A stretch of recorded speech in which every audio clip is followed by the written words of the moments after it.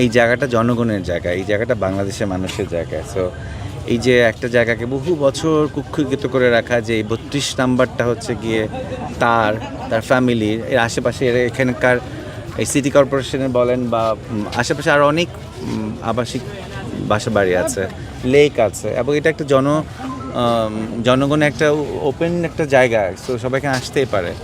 So এইভাবে ঘোষণা দেওয়া এবং তার পরবর্তীতে যে হ্যাঁ কার থেকে ধরে নিয়েছে আমি জানি, সেটা প্রশাসন হয়তো ধরে নিয়ে গেছে, কিন্তু সবাই এখানে আসতে পারে এবং এবং সরকারি উৎসে সেরকম নিরাপত্তা দেয়া, আপনারা গণমাধ্যমরা আসবেন, ছাত্র সমাজ আসবে, সবাই আসবে, সবার যে যেভাবেই হোক ক্ষোভ প্রকাশ করুক বা ঘৃণা তো আসলে ওই জায়গাতে এসে প্রকাশ করতে হবে, নট নেসেসারি, অনেকভাবে প্রকাশ করা যায়।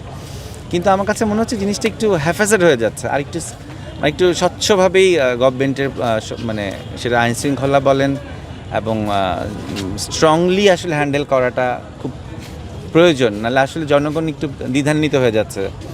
মানে মানুষের যে মোটিভটা ছিল 2024-এর 5th অগাস্টে, সেখান থেকে মানুষ একটু স্ক্যাটার্ড হয়ে গেছে।